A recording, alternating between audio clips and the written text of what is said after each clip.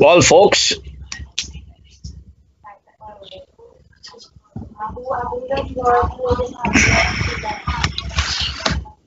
Vishnu, you can start. welcome to another session of Globespan 24/7. Today, we are privileged to have a very important guest, no other than Senator James Sanders, who has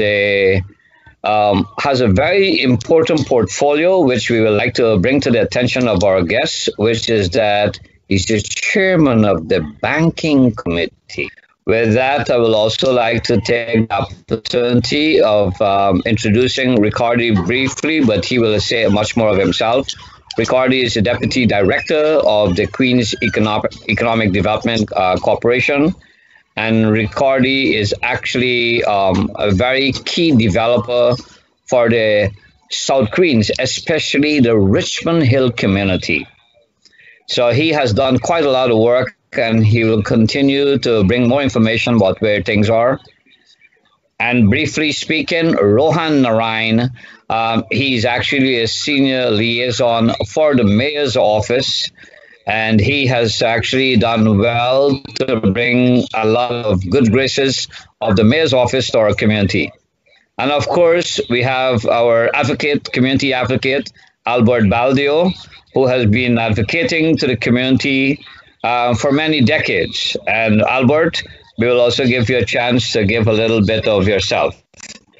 With that, I would like to take the opportunity to ask the senator to give us an update as to where we are with COVID-19 here in New York State. Well, thank you very much for having me here, and thank you to all of your fellow panelists. That I've been working with them for many years, and incredible servants, all of them. So we are in the midst of a pandemic. Amazing. The last time the world had a pandemic like this was back in 1918, 102 years ago. And it took out 500,000 people, died to that throughout the world. Now, with that being said, we find ourselves in it, and as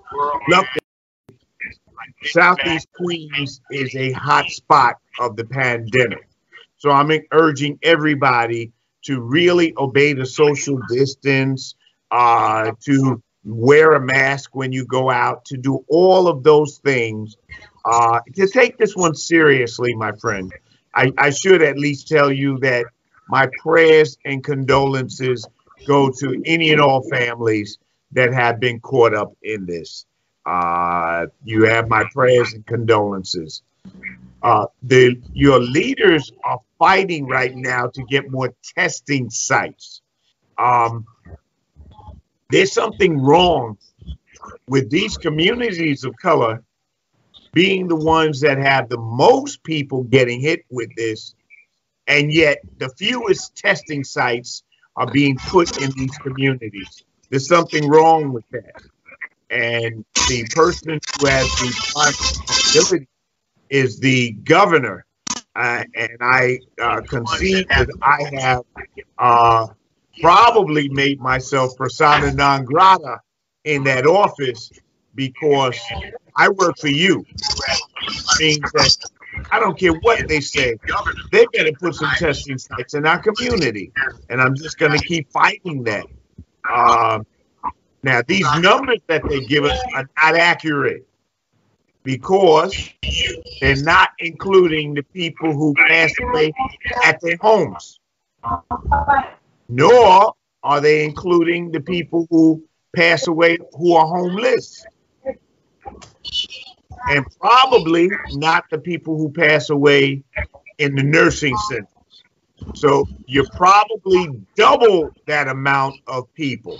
Now, I am happy to say that both the mayor that Rohan is going to speak about, no doubt, and the governor are starting to comply. They're starting to put testing centers in our community. And it's not enough. And there was a class problem with the testing centers because you had to own a car.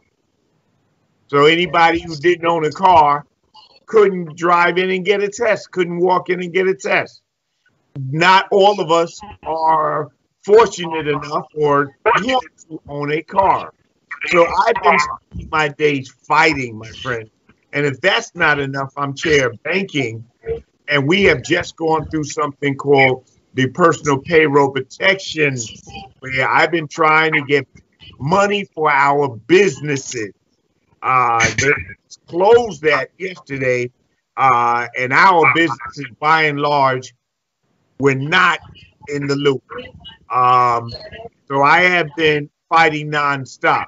Now, for more information, not to take away from these other great speakers, and I'll deal with any question, of course, that you have. For more information, my Facebook page is James Sanders Jr., and you can get more of this on that page, so as not to take away from such illustrious fellow speakers. But I'll take any question you have. Well, Senator, I just want to bring some information up to the general audience. The New York City has established a COVID hotline, and that number is 888-364-3065. That COVID hotline number, you will be able to call and identify what is your concern, whether you're exposed to the virus, and it also asks you to give symptoms. But when you do that, the state then calls you and make an appointment for you to go to some of the sites that you helped us to put together. And that one in our community is the Aqueduct Racetrack. However, as you rightly pointed out, we need to have a car. So I have been carrying a lot of my seniors almost 3 times a day to the site. It is sad that you have to do that, sir. Please be careful and make sure that you have gloves, mask, and everything, because we can't afford to lose you. Thank you. I look forward to the day that I can figure out how to get gloves and masks so I can give them away. I've seen way too many people walking around not taking this thing seriously. My friends, you're killing yourselves. And if it doesn't kill you, you're killing your families. Don't do this stuff, especially now that the governor has said that we will be on deep freeze. We're in quarantine until the 15th of May. Now, let me alert you, and then I'll be quiet, that these viruses usually come in 2 phases. Phase 1 back in 1918 of the Spanish flu took a lot of people out, but the second phase killed more people. Our second phase is expected at the end of the summer and into winter. So we really have to make some life changes to save your life. Well, I just wanted to come in a little bit, Vishnu. There's lots of employers in our community, a lot of them who have cashiers and housekeepers, domestics, clerks, and so forth, who I think should have the responsibility and the duty, as they make a very good living. Some of them have actually increased their prices during this time, and they should at least provide some sort of transportation and at a minimum monetary provision of face masks and personal protection equipment, the PPEs. It should be on them, because these are people who've been working a long time, been helping them to get the bottom line. They're still open, and they're being forced to work, so to speak, not only because they are economically dependent on that salary, but they are also at risk. For example, in the supermarkets here in Richmond Hill and Ozone Park, I've seen a lot of young people, Senator, young folks who want to graduate from college and want that little stipend to help them through. And, you know, they're just being abused, and the shopkeepers and so forth, they don't even help them to get the PPE and transportation to be tested. As usual, Brother Baldeo, you are right again that, we have to remember if we've been blessed to be wealthy, that it's an obligation to community, and especially the young people. If you've been blessed, then why don't you be a blessing? Why don't you turn around and make sure that these people don't get poisoned themselves or poison their families? I agree with you. Put one in the middle. Well, having said that, we will also like to take the opportunity to ask the Senator what plans that the Senate have with the governor to be able to make our life a little more comfortable, and what programs you may want to share with us that is in the pipeline. Well, as you know well, Brother Mahadeo, I am the chair of banking, and I've been spending my time with these programs that are supposed to be used to ensure that employers can keep their employees hired. We have found that in the first go round, the majority of it went to the big guys, and to the folk on Liberty Avenue and other places have not really benefited, sir. I was speaking with the congressman this very afternoon about how we need to do a stimulus where we carve out monies for those very companies right in Richmond Hill, on Liberty Boulevard and 101 and other streets, where we ensure that our small businesses stay afloat. We've come too long in Richmond Hill. Ricardi can tell you, and other people can tell you.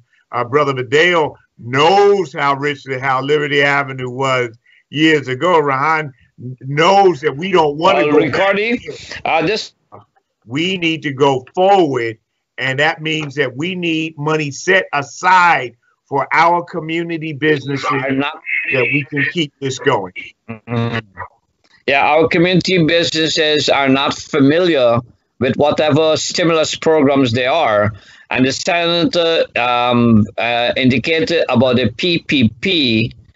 Maybe you can elaborate more about the PPP and tell people in plain English what can be done. Well, the sad truth, nothing on that issue. The personal payroll protection plan was over as of 11 o'clock yesterday afternoon. All of the money that was put in was taken out. I would argue the majority by giant corporations and who had the trained people who could sit down and fill out these applications. They had relationship with the major banks. The big guys took the money. We have to have another one of these, or we have to tailor it like we're dealing with Liberty Avenue. Ricardi, and you want to tell us some of the programs that you are actually managing through QEDC in terms of the small businesses? Sure, Vishnu. Definitely, the as the senator said, the Paycheck Protection Plan was one of those programs that, was part of the stimulus package, along with the Economic Injury Disaster Loan, the EIDL program. And those were pretty much the two major programs on the federal level that that we've been working on to try to get some of our local businesses, especially our small retail storefronts and so on, to take advantage of. But in terms of the details of the programs, the PPP program was primarily meant to help small businesses to keep employees on payroll. It was meant to, if layoffs were made, they could help them to bring back some of their employees. If they're facing layoffs, it was supposed to help them keep their employees at a stable wage. So we were able to, we did plenty of outreach, and I know definitely Senator Sanders' office have done plenty of outreach and even trainings and webinars and so on, where we try to get as many of our local businesses to participate in the program. There were some challenges in that. Because the demand was so high, many of the banks were overwhelmed and there also some put out some priorities in place where they will cater only to particular businesses that have certain type of accounts and so on and so on. Some of the small businesses don't have accounts with some of the bigger banks, and or they don't have certain type of borrowing history per se with those bigger banks where they were not prioritized for some of these programs. So that was definitely one of the challenges. Also, too, the one of the issues that we understood came about was the fact that these programs require documentation, and you're able to, some of our small businesses have some challenges in terms of properly keeping records on a day-to-day basis year round. So while some of them may have been many of them were prime candidates for this program. Some of them may not have a payroll record to document, their need, or maybe revenue and expense records for the last several months. Get those loans. But we did do trainings and webinars. We did some outreach to them. We were able to help some applications get in. Right now, we are still waiting on the results. There's plenty of people that were able to get to apply for these programs. But right now we have not seen results yet in terms of who actually received money. So we're still waiting to see how that turns around. We're definitely hoping that there's Congress can come together and really put together some kind of plan and funding pool to expand this program and really try to target more to the small businesses. By definition, from the federal level and the SBA level, a small business is under 500 employees. To us, a small business is under 20 employees. It's the way they define the sort of like the guidelines. And like Senator said, there were some larger companies that were able to tap into limited funds of pools. So some $350 billion sounds like a lot of money, but within a couple of weeks, I think more than 1 million applications were actually approved for this loan. So that money went by fast.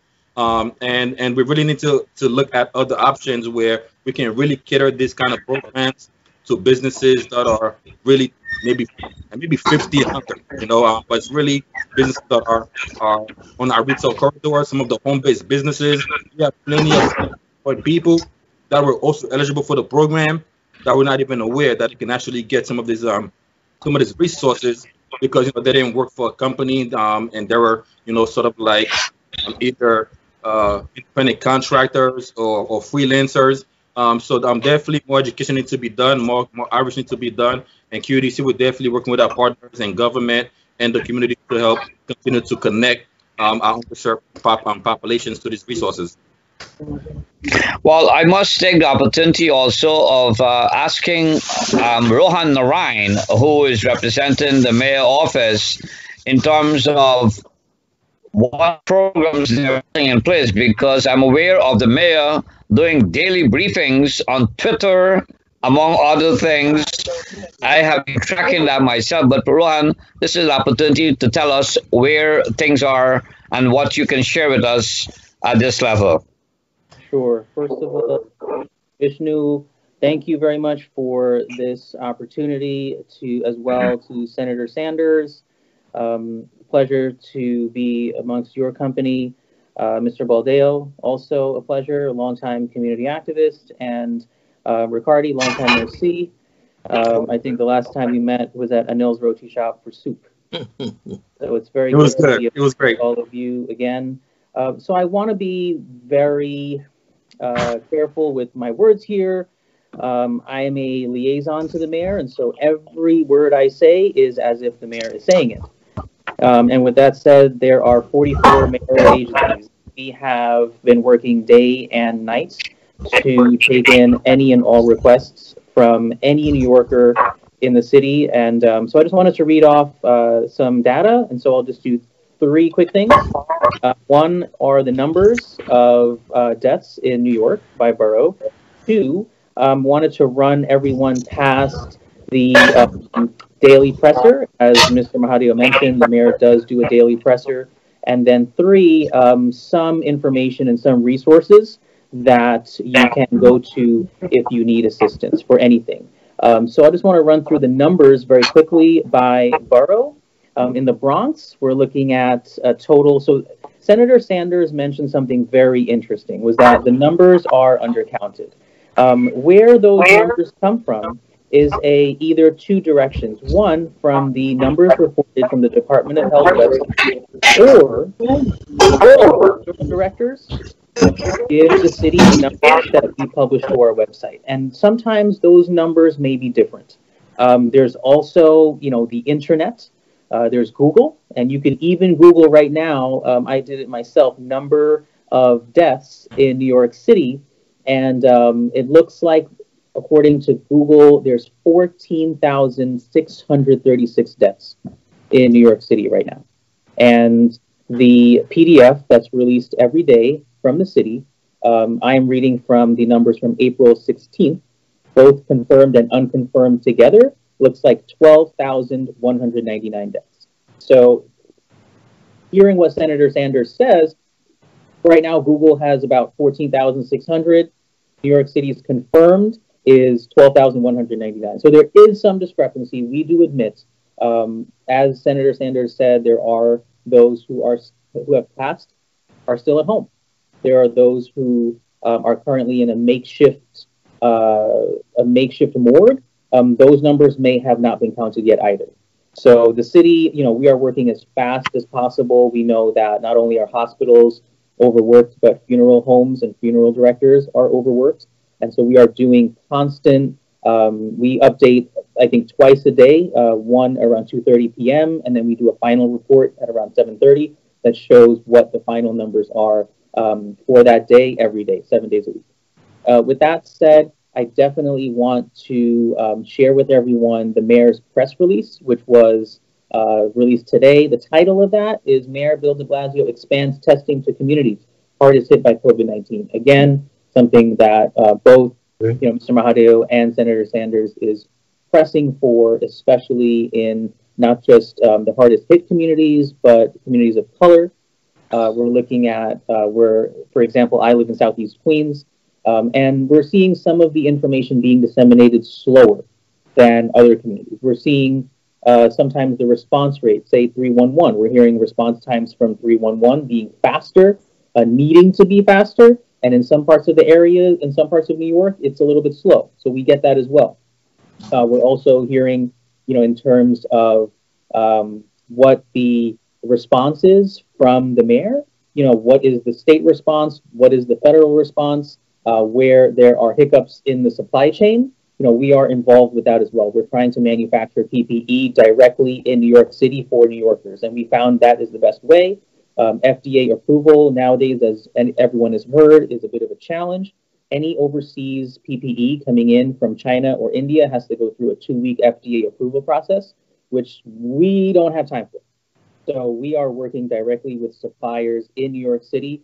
Brooklyn Naval Yard is a very good starting point for where a lot of commercial space is being given out either at a very affordable rate or free to companies who need to produce PPE. And with that said, I definitely want to touch very quickly on some resources. So if you go to, I'm just going to say this very slowly for anyone listening, if you go to nyc.gov, that is a one-stop shop for a website. nyc.gov will link you to all 44 mayoral agencies. If you have a question about, for example, Mr. Mahadeo's mentioned senior care, we're looking at Mr. Baldeo mentioning about SBS, what are open to small businesses. You can go to nyc.gov, it'll take you a link there. Ricardi, Calixte, again, with small business help, and Senator Sanders has a host of constituents who have a host of issues. nyc.gov is a good starting point. Mr. Mahadeo also mentioned the COVID hotline. So I'll read that off again. 888-364-3065. That is an amazing tool. If you need instant help for texting, text COVID, C-O-V as in Victor, I as in Isaac, D as in David, COVID, to the number 692-692. And so when you text COVID to that number, you will get daily updates, sometimes more than once a day, about the mayor's new initiatives, where and what website you can go to for that. So in closing, I definitely want to stress, I am a liaison to the mayor. I must be available to take all constituent requests 24/7, 365. So I'll read out my number. I don't mind giving out my number, because if my commissioner came back to me and said, Rohan, did you help your community? Did you take care of this person? And I said, they didn't call me. And if I never gave out my number, you know, I may not be employed, right? So I'll give out my number to you guys. It's 347. Which are the numbers you're giving, Rohan? Yep, 347-421 3784. That's my cell number. 347-421 3784. So if anyone listening to this Skype call on Globespan, there's a very large reach overseas, persons of color here, Caribbeans, Caribbean Americans, Caribbeans living back home. If you need to get in touch with me to get in touch with a family member that you may have a concern about, you haven't heard from in a week, and you can't leave, and you really want to know how that family member is doing. You want to get resources to that family member. You have a business that needs assistance. Any reason whatsoever. You just need to call and vent. Rohan, can you repeat that number, please, sir? Yep, 347-421 3784. Whilst we have a little break, I just want to bring some other information. The city has also put the Meals on Wheels program in place, and it works like a charm, in that you can call 311 and they would actually be able to deliver meals to you, especially if you are an elderly person or you are disabled. Senator Sanders' office does the same thing. You call Senator Sanders' office, and I'll take liberty of giving out the numbers: 718-523-3069. That number works like a charm, because you can get your Meals on Wheels through that office also. Now, having said that, Albert, I know you have been advocating for a lot of services, and maybe you can tell us of some of the services that you would like to see more in our community. But can I thank Mr. Baldeo first before you do that? I just wanted to thank Mr. Baldeo and Mr. Mahadeo for their advocacy. The reason why we're getting more testing facilities is because of people like this who have been pushing for their community, and it just doesn't fall from the sky, my friends. You're getting it because you have leaders like this.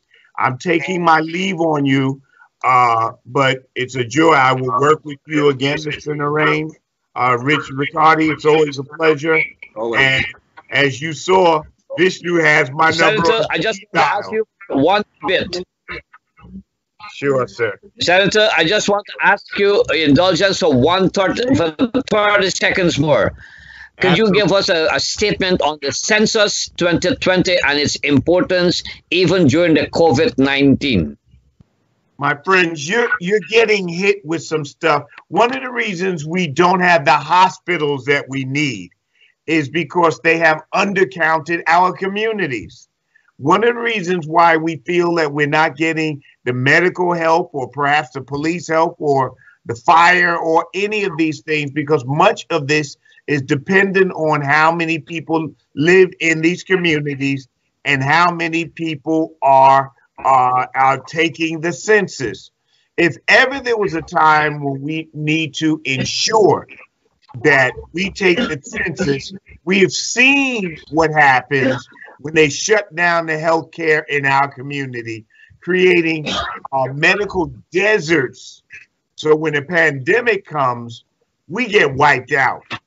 We need to do something about that. And don't forget to vote June the 23rd. You have an election coming up, and a presidential election. This is not the time nor the place to go into that, but I am telling you, don't sleep on the census or on your vote.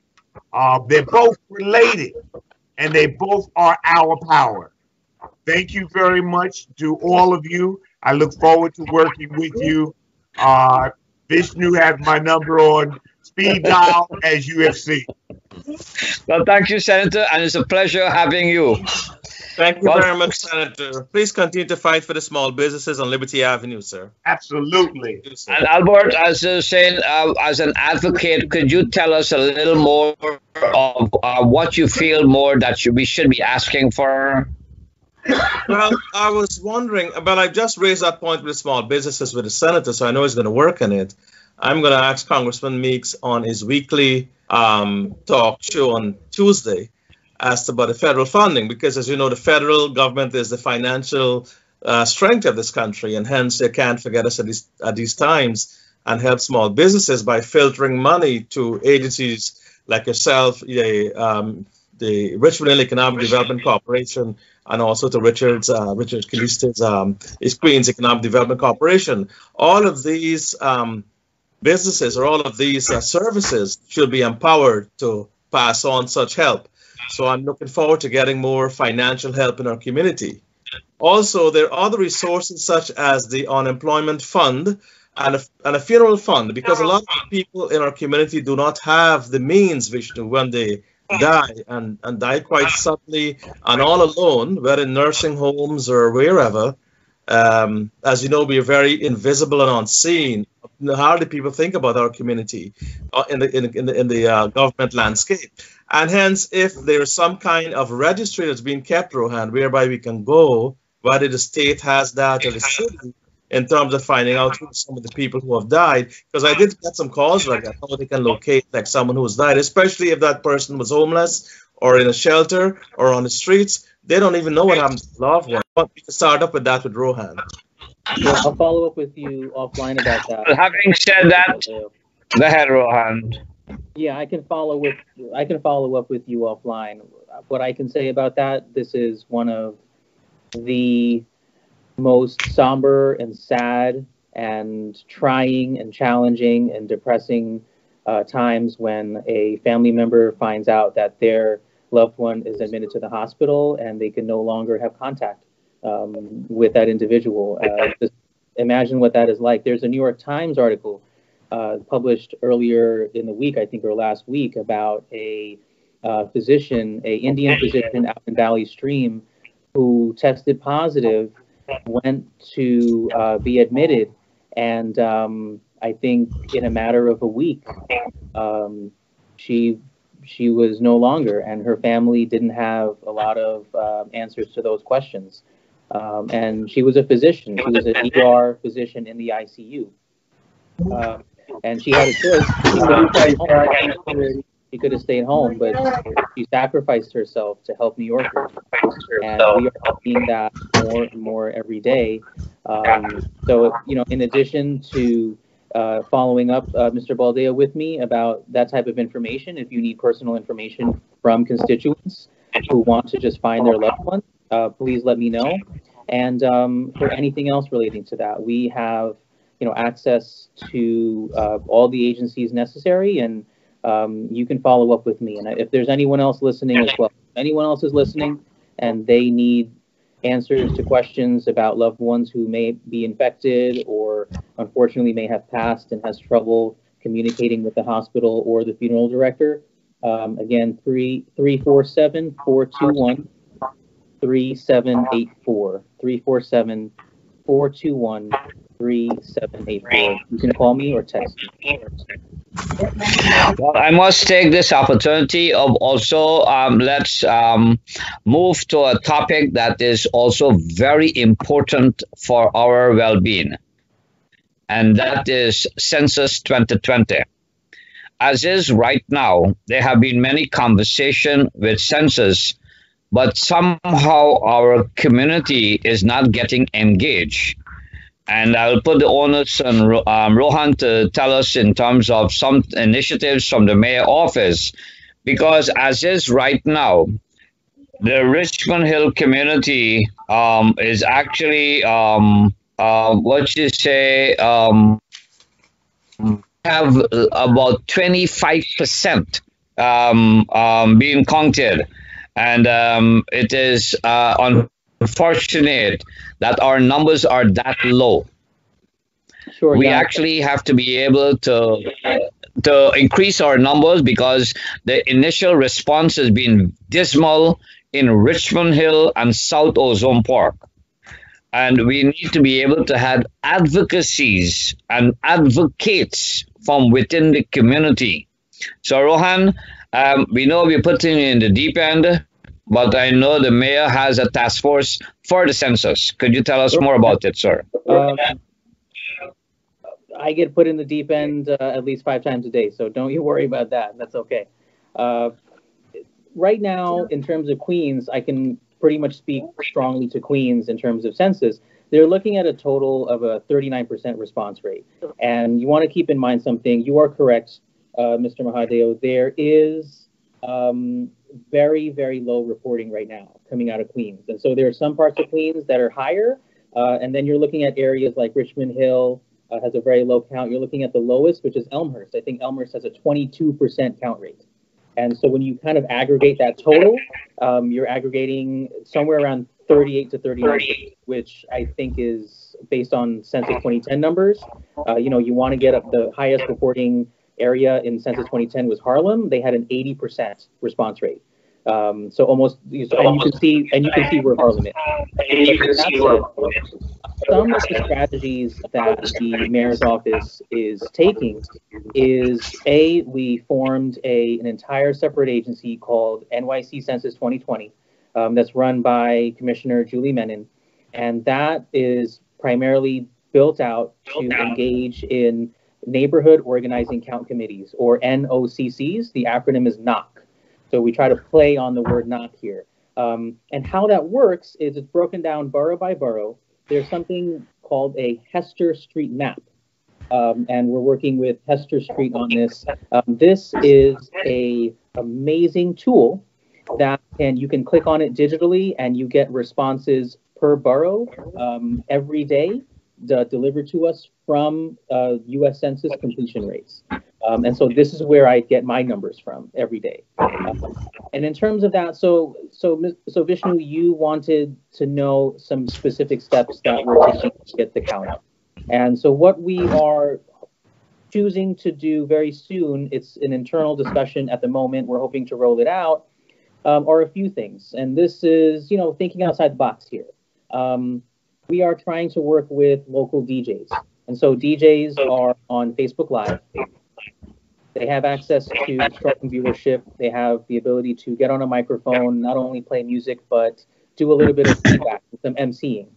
And we're trying to, quote unquote, do a little trainer series with DJs and tell DJs why it's important to get involved in at least census marketing, census awareness, and say that to your audience while you're playing music.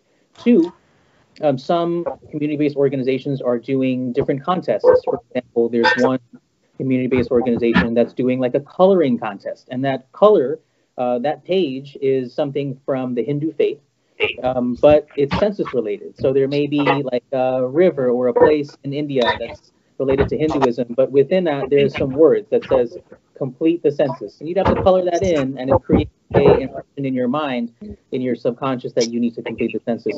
3, what we're hoping to do is reach out to pundits, to imams, to priests, to rabbis, all over New York, specifically in this case because I deal with the South Asian and Indo-Caribbean populations for my job duties, reaching out to the imams and the pundits that have a very strong viewership on Sunday, engage them in, again, a train the trainer series, teach the pundits, teach the imams what the importance of the census is, such that during their sermons, they pause, they take a break, and they spend 5 minutes explaining the importance of the census, and then they go back to their sermon. And if we could have the faith leaders doing this in their respective communities of their specific faiths, I have a very good hunch that you will start to see the numbers go up, down from the low 30s into the 40s and so forth as time goes on. I'll close with saying this: COVID-19 has crushed communities, especially in Queens, especially in Southeast Queens, and that's why we're seeing some of the low numbers right now. We're hoping that as this subsides, as we go back to a sense of normalcy, that we could eventually start to see these numbers increase. Well, Ricardi, I would like to take the opportunity also of asking you because I know Queen's Economic Development Corp has actually played a major role with some of the key players of the census. What is it that your organization is doing to advocate greater participation? Sure. Obviously, Vishnu, our focus is definitely always, with the entrepreneur and the small businesses, but we also take every opportunity that we can to actually help promote and engage people with the census participation. We always are sharing information at our, when we do some type of outreach or some kind of presentation, we share information. We have links on our website. We always encourage everybody during this time to check our website to kind of keep up with what's going on. Our website is Queens, like the borough Queens, ny.org. And we have links on that homepage, for census and also, things, programs that may be happening with the COVID situation. We encourage everyone to sign up for our e-blast. We are constantly sharing information throughout the week when things come about to let people know what's available. So we're not because our mission is to primarily focus on businesses and entrepreneurs. We don't directly do wide scale census promotion, but whenever we get a chance to work with our partners and get the word out, we definitely encourage that. And we get we explain to people what the value of census is, including the business owners and the residents in these communities. It's really something that can be overstated. The census really plays a vital role on how our communities grow, receive resources, and it is definitely something that I think with what's going on now, it's really a wake-up call how important it is that we need to get resources to our neighborhoods, and the census and voting is really the two key ways of getting that done. Vishnu, that's a very important point. It is because, Albert, I would like to ask of you because you have been doing some advocacy for the census going back in 2000 and now 2010. And obviously, I'm hoping that you can be involved in 2020. So shed some light in terms of some of the advocacies that you have done or we have worked together on. Oh, definitely. And I know that in 2010 you played a very important role. I remember Lester Farthing and Chuck Mohan and a lot of other folks who really did a lot of work there. And we have to build on that basis now. And since we have the opportunity, we will have to reach out. And I like that connection that Richard made between what we're suffering now, the lack of resources, and the fact that we are not being counted and we haven't made our presence felt. Because as we know, resources flow directly into our community based on the numbers. America is a data-driven country, and you don't get unless you talk up or unless you put your name down, and they work with statistics. But since we have this time on now, I wanted to give a number out to our viewers to fill it up by phone. That's the best and quickest way. You don't have to touch the paper if you feel it has a virus in it. You don't have to have a computer, but everybody has a phone, whether it's a hardline phone or the cell phone. And you can do it for the entire family. So folks out there listening to this program, call 844-330-2020. That's 844-330-2020. That's an automatic line. As soon as you call that, you get everything down one shop, count the entire family, put it through. Also, you can also do it online, as you know, Census 2020. But coming back to what you were asking about, I believe that it's a wake-up call. It's a very grim reminder that how communities can be wiped out. And the senator talked about how Richmond Hill was a ghost town going back into the 70s and 80s. And Richard's father would know of this, and all the older community activists.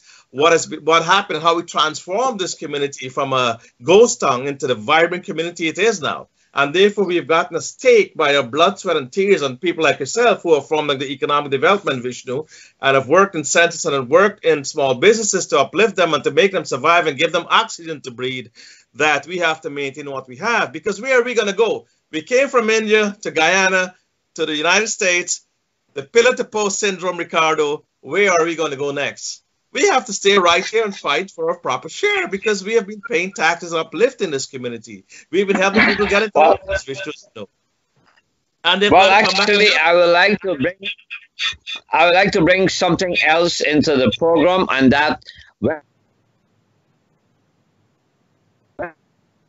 have to be also be able to claim your heritage, in that the census has a very, very important category called race. And in that race, you identify your ethnicity. Now, I will only speak on behalf of the Indo-Caribbean on this because I'm not an expert in any other ethnicity. In the Indo-Caribbean psyche, you take the word Indian, and in the others, which is the box below it, you put Indo-Caribbean.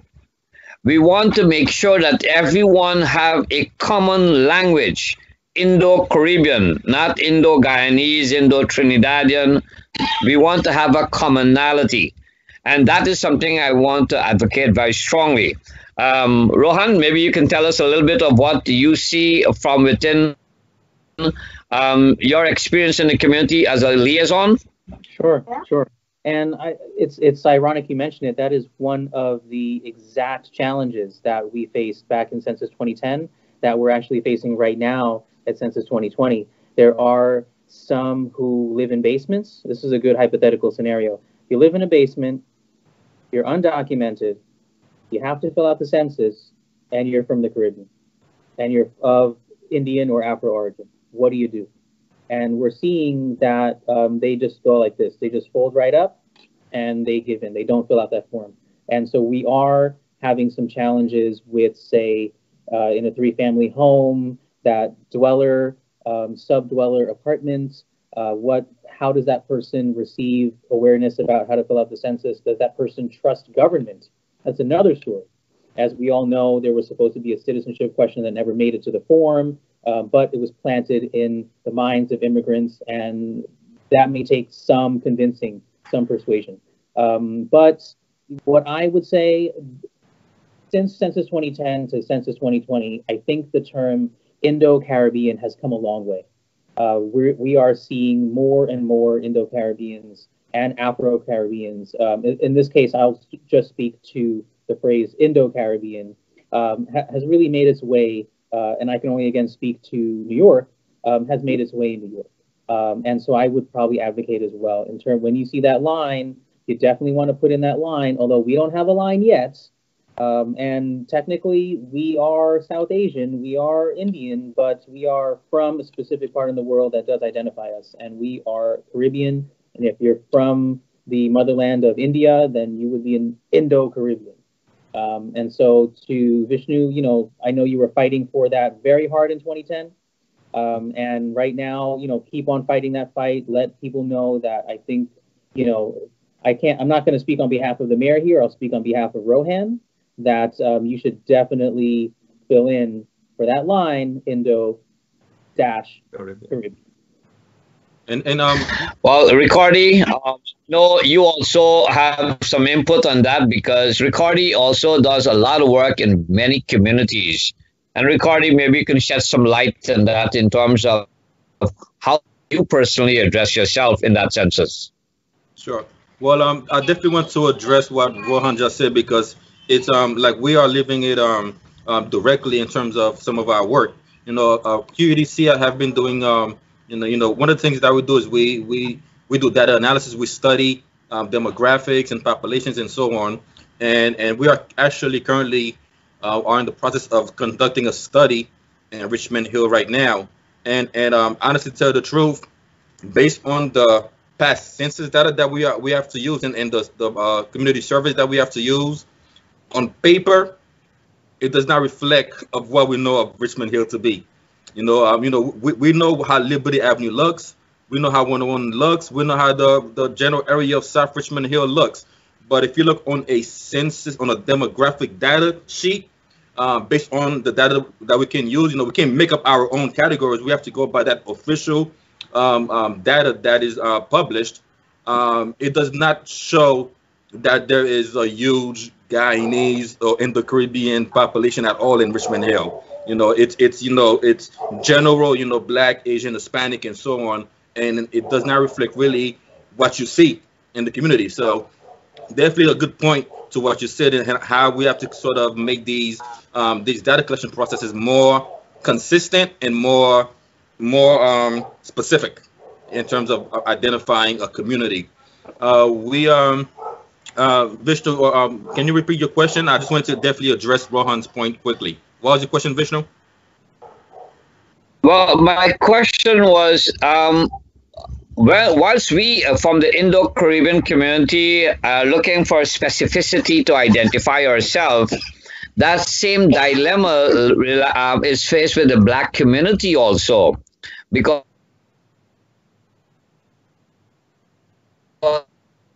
Haiti, they cannot be seen as African American. How do you address that?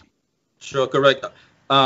Just as Rohan mentioned earlier, I myself, I identify as Afro-Caribbean, as somebody a native of Haiti. I consider myself to be Afro-Caribbean, and so, like you said, similar situation in terms of census data. Communities will reflect African American. Sometimes you may see some data that breaks it down by continent and so on, but never sort of like a specific, tie, a connection between kind of like the motherland and where somebody was born and raised and so on, and where they migrated to. There's no link that creates that identity. So it's a challenging in multiple communities, but primarily Afro-Caribbean and the Caribbean. We don't fit neatly in just a general black white identity that some people may actually identify with. And Vishnu, it's a terrible shame. I just want to bring this point that Ricardi is making, that this is the province of Little Guyana. And we need to make a big stamp and stamp it back and send it back to them so they know. Because they know the obvious is that we're the second largest group in New York City. We have the numbers. We have made the contributions. We're the backbone of the economy in Queens. And yet they fail to recognize that Richmond Hill is like Little Guyana, so to speak. And we don't have the recognition that we deserve politically, economically, and socially. And that's a crying shame, because that's unconstitutional and is against the whole Constitution and everything else, against the numbers that we are not being recognized for who we are, but build this community and paid our dues for such a long time. And that's a crying shame indeed. So they should have a big stamp made in Little Guyana, stamped on all these forms and sent back to them so they can be reminded of the fact that Richmond Hill and Ozone Park and South Ozone Park is indeed the land of Little Guyana, or Region 10, Region 11, as they say in Guyana, because it's the largest conglomerate of diaspora and it demands recognition. And yet we don't have a single representative at city, state, or federal level. And I'm glad folks like Rohan have such influence, and I know that Rohan will take his influence to the mayor without holding back, because that's the only way this playing field can be level, that those who have the ear of the governor and the mayors must press for resources, must press for that. You and I have been in the fields fighting for these things, and it's good that we have people in positions who can also access resources for our community. So Rohan, my brother, more power to you. Make sure you do that for us. I thank you for what you've been doing and continue to fight for us. Sure, I have two things. I have an 8:30 call to jump on.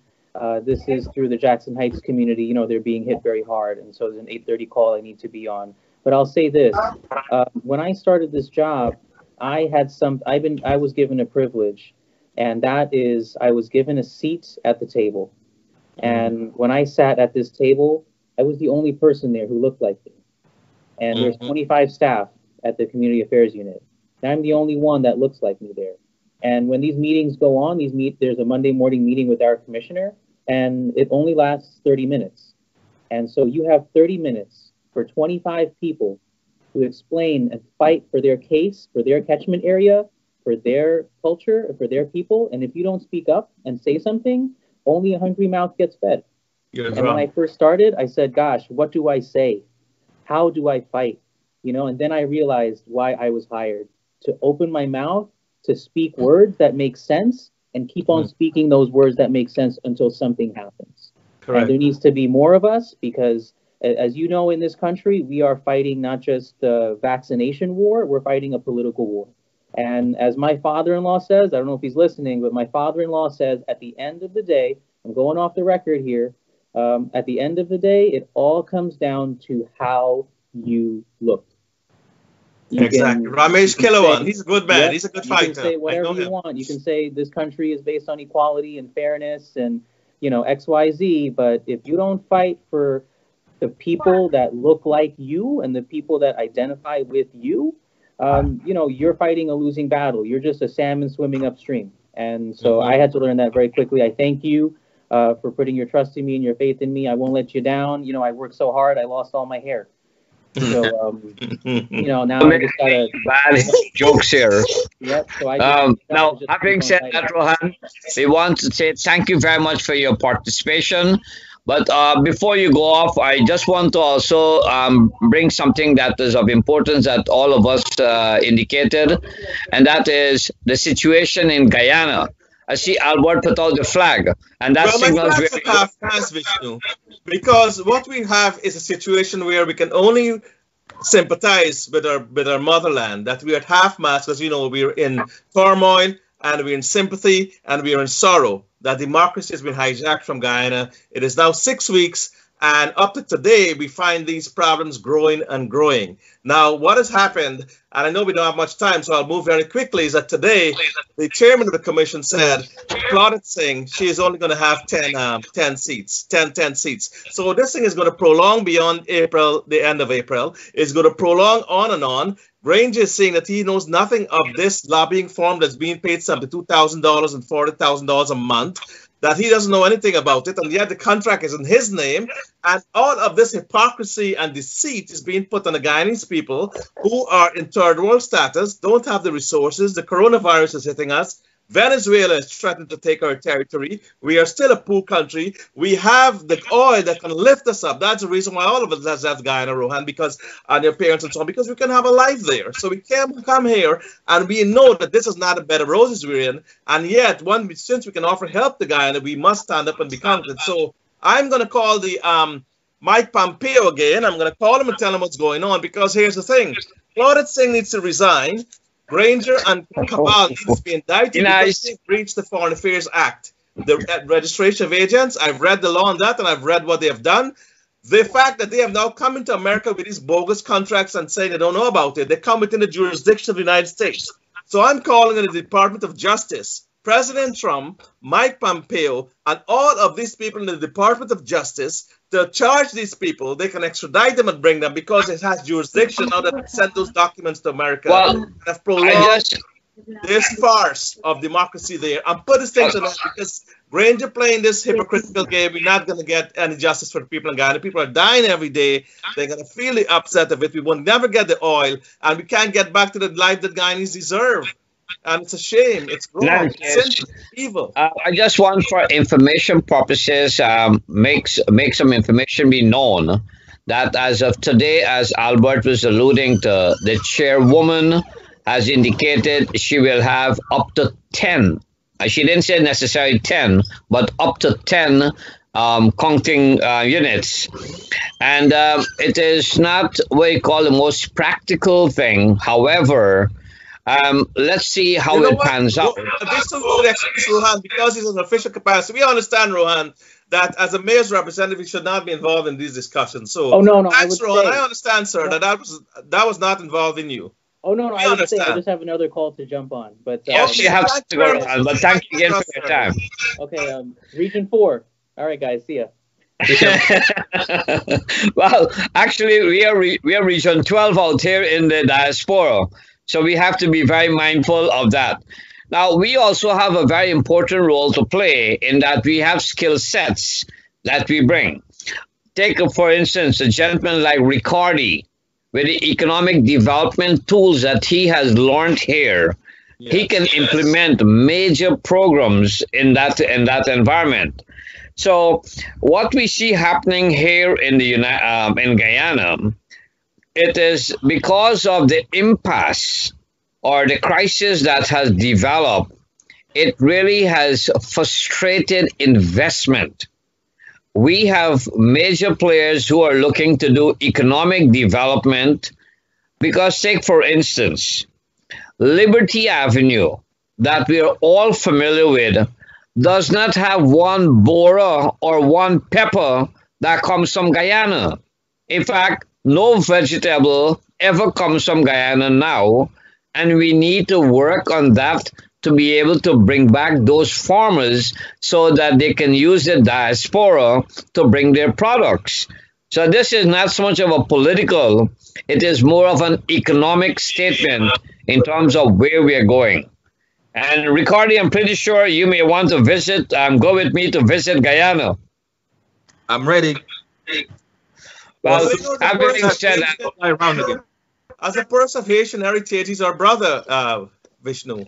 He's a brother in the Caribbean, and I've had a lot of Haitian friends. Some of my neighbors have told me, some have actually married the Guyanese family, and they very much have a stake in Guyana also, as it should be, and they want to see Guyana thrive. And you're right. What you talk about there is that all the brains here, like Ricardi's and all the other folks here who can help in oil, that when all these oil contracts are being given out to Exxon and expatriates who have sucked our blood during colonial times, we're going back to imperialism. As a matter of fact, our country's like an imperialist tooth right now, that we can't even count our own votes, and we got to get observers, and we got to get this, and everybody's saying the votes that were rigged and they're not fair, and yet they don't want to accept it. So if you really did win the election, why doesn't Granger say, well, let's count the votes? Why is he doing one thing, bringing Carrican in, and then send them and said, I don't know about that. Why they left, I don't know. And today he's saying he didn't sign the contract. So this is a person who's a hypocrite and possibly a criminal in the way he's been acting, and his cabal are equally so. They should have all the Lawrence resign, and they should also have them out of office, because they have such a split. How are they going to run the country? And half of the people are saying, the leaders there, if you can call them leaders, because they're forced upon the people, they're in a legal regime, they're saying that, oh, we still have power here. They were voted out of office, and they're twice removed, they're twice illegal now, and then they lost the elections, and yet they're holding on to power. So this is like oppression on people. And it's not because I'm a Guyanese or I'm of a political party, but I want to see the Guyanese who knows how tough living outside can be when you have those kinds of richness thrust upon you by God's help and intervention, then use it. And Guyana has failed to do that. It's like throwing pearls, and we still have a divided country, and that must end. And we must unite and go forward and be a prosperous country. And all of us. Well, on that high note, I would like each of us here, because we are coming close to the end, I would like Albert to give a closing statement, a brief closing statement, so at least we could actually have this, get a summary of where we are and what we have said so far today. Sure. Well, of course, in these times, we've made some very good points, and your program has been very helpful with the census and also with voting and making sure you become citizens and vote. Don't be afraid of a census. ICE agents will not come to you. Law, it's kept secret. Nobody's going to come and harass you because you filled out a census form and come looking for you because you're undocumented. So forget about that. Make sure you do these things so we can have a more powerful voice and a visibility in America. It depends on numbers. We've also talked about the COVID virus, and we're going to try to get more resources. And we wanted to make, there's a testing site in Liberty Avenue or like in the Aqueduct racetrack, that we can have a testing site there, because the Adabo Center in the Far Rockaway, and Adabo owes a lot to this community. He owns his position in office because of us helping him and the Democratic Party get power. So they must pay back and give us our testing sites and our resources and our compensation and help small businesses and bring out money to us, because we've earned the right.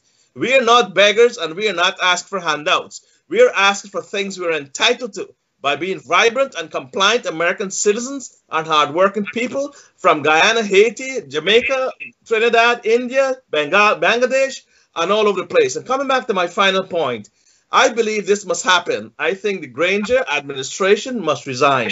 It is very clear that Mike Pompeo now has the evidence in the Department of Justice to extradite them and bring them to trial before American courts, because they have tampered with the Registration of Foreign Agents Act, which is illegal, and they have sent fraudulent documents to America, which gives America the venue and the jurisdiction to try them. And they have failed the Guyanese people. It is long. If you want to go back and be a good opposition for 4 years, go and fight and show where Jagdi or Irfan or whosoever's giving out contracts to their buddies or whatever they're doing, because none of these parties are perfect. So if you want to get back in office, you have to form a spirited opposition and look at what the next regime will be doing. And finally, I will close on this. Charity begins at home, brothers and sisters. If you cannot help yourself as Guyanese, if you can't come together and avoid this race card and stop this fighting, you are fighting for crumbs. You are fighting for nothing. The Exxon people and the expatriates and the American government and the British people are coming back to suck the juice out of the cane, and you'll be left with the husk, what you call couscous. So if you want couscous and you don't understand what goes on in America, they grind this in America. You don't come here and pick up jewels and pearls on the street. Vishnu all of us had to work 3-4 jobs and try to get back and do back our education, and became us brilliant people from Guyana. So it's no bed of roses here, brothers and sisters, but you have to unite, you have to forgive each other, see each other as Guyanese, and the Grazier regime, and people like Valda Lawrence, who says you got to get a party card to get a job, and also now she's now the Minister of Health and determine who lives or who dies with the coronavirus. These are deceitful and evil people who must be removed from society. Fire them immediately, and Grazier, you've got to resign. Bring that problem you have within your own party to an end. Or you can face indictment in the United States for all this fraud that's going on, and for stealing and for treason. And in the DPP in Guyana is somehow so quiet, Vishnu, that she doesn't want to charge anybody. You bet the Department of State here and Justice will do their job. And I just wanted to give them Mike Pompeo's number, because I spoke to his office just 2 days ago, and now we have our information. It's our duty to do that to Mike Pompeo. It's 202-647-4000. That's 202-647-4000. Mike Pompeo, the Department U.S. Secretary of State. He will be on that high note, Trump. You can even email President Trump. You may not like President Trump, but President Trump has the antidote or the cure or the vaccine for that Guyana virus and democracy that's going on there. Okay, Albert, on that high note, we would like to ask Ricardi to give us a closing statement. Sure. Thank you, Vishnu. And again, definitely want to thank you for, bringing this together. People right now definitely are in need of information and communications. A lot of people right now are, shackled up in their homes, and these type of, platforms is really, to me, I think it does a lot for people emotionally, spiritually, intellectually. It just kind of help you to sort of, escape, kind of like this bondage that we are in right now in a way. But I definitely want to, reach out to the business community, let them know that these are definitely tough times. These are challenging, very challenging times that is going to require some changes and adaptations to how we do business. We definitely want to let them know that Queens Economic Development Corp, we are still available to provide assistance. Anybody that needs help with a business issue, whether trying to figure out what kind of programs are available in terms of grants and loans, or just typical business counseling, how to increase my revenue with a business plan, development, or marketing, just definitely reach out to us.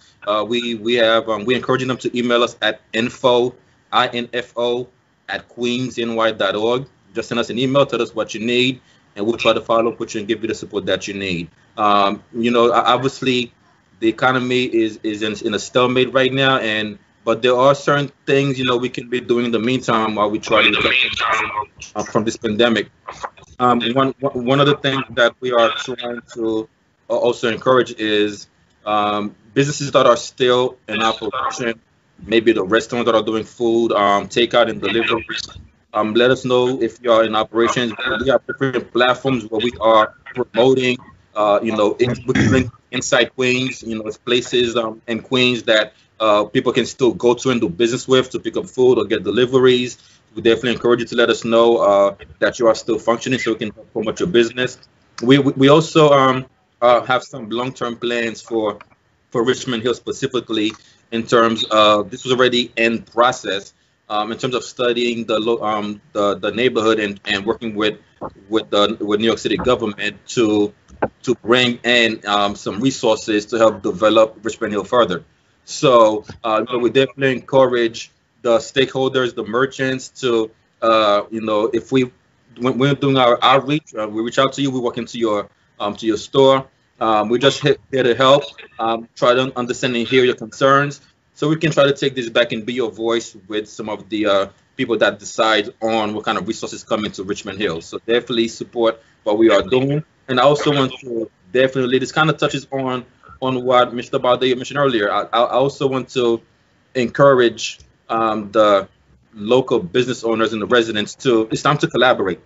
With we've experienced sometimes division while we're doing our work. And this is not something that is just, you know, an issue in Richmond Hill, but it definitely is something that does exist in Richmond Hill. And we are encouraging, you know, folks just to collaborate. Look at your business the business neighbor as a collaborator, not as a rival. Obviously, right now, if you are the only open on the block, it means nothing. You're not getting any business. Nobody else is working that street. So you need everybody to be functioning well. When we all do well, you know, it helps everybody. So definitely look at your neighbors as partners and collaborators to strengthen the community and communities being a partner in that growth. Well, folks, I must take this opportunity to thank Mr. Nohar Singh and Devin for what Globespan has really done here today. Globespan has given us the tool and the mechanism. And folks, I want to encourage you to support Mr. Singh because he's funding this all on his own. And today we were actually about to cancel the show, but he had to pay extra to get technical support to make this a reality. So I want to say wholeheartedly, Globespan is something that is very genuine, very legit. Let's work together to ensure its success. Having said that, I want to talk a little bit of the economic development that is due for Guyana. I had worked for 2 years with the former Foreign Affairs Minister, Greenwich, and the former U.S. ambassador to bring the FDA rep to Guyana so we can start the program of the phytosanitary recertification of Guyana. We have some business interests who are based at JFK that is already approved by the FDA and is Homeland Security certified are to Guyana. But because there is such a chaos and you can't even land in Guyana, all these investments are on hold. We want to bring fruits and vegetables. We want to get pineapple from Puerto Rico by the Seven Door Cocoa.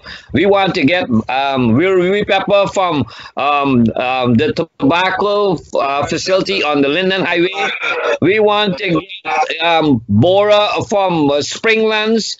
You know, these are things that we need so that the diaspora can get these products back on the shelves of Liberty Avenue. So I want to advocate for us to advocate for a quick election decision, do what is right, make sure that the rule of law is observed, and make sure that this count is over. We cannot have this thing going on and on and on and on. We're making a fool of ourselves. And we need to make sure that the count is done. If you need help, I'm an election officer in the United States. I can help you to count. However, on a more serious note, we want to ensure that everyone gets an opportunity to be able to make their voice be heard and communicate to the people and players in Guyana that it is time that the counting must be stopped. We need to get it finished, get the results out, and let's form government and because why? Exxon money is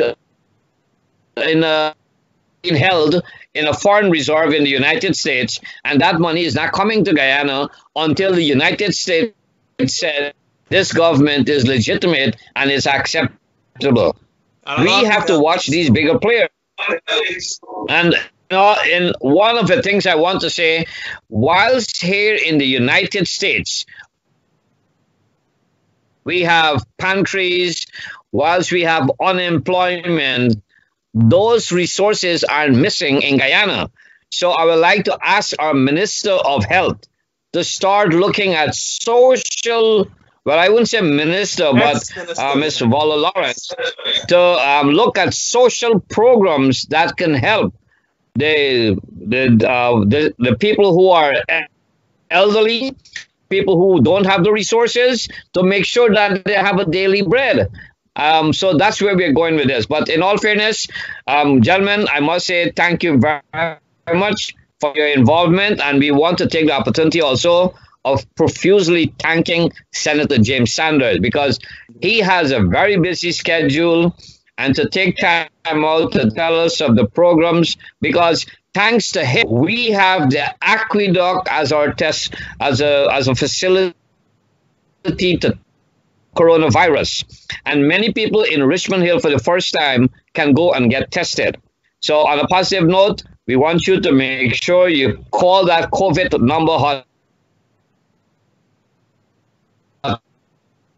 With that, I must say thank you, Albert, for being part of the program. I would be remiss if I did not say just one thing for Nohar. I have known Nohar for decades, and yourself in the Universal Airlines, and I wanted to compliment both of you for the work that you did and for the historical achievements in furthering the airline communications between Guyana, Canada, and so on, and Africa. One time he had Africa. So he has earned respect and historic right as a airline entrepreneur and one who has really pushed the airline traveling in this community. And I want to compliment Nohar for a job that was well done, and for being a pioneer and an expert and one who has put us on the map, so to speak, in the air about that. And that was a great job that you guys did with Universal Airlines. And you yourself as a poll supervisor will know that when the polls close at 8 from our site here in Richmond Hill, you get the results by 10 o'clock the same night. And this is just like Guyana. We have the population in Richmond Hill like 50 or 60% of what Guyana has. So how come we can do it in America and we can't do it in Guyana? You know, so well, they didn't accept deadlines me. are approaching, and then, you know, I was not accepted as an international observer. So. But in any case, I must say, gentlemen, thank you very much. On this high note, I want to say thank you for all of you for your participation, and Rohan Narine also for his involvement.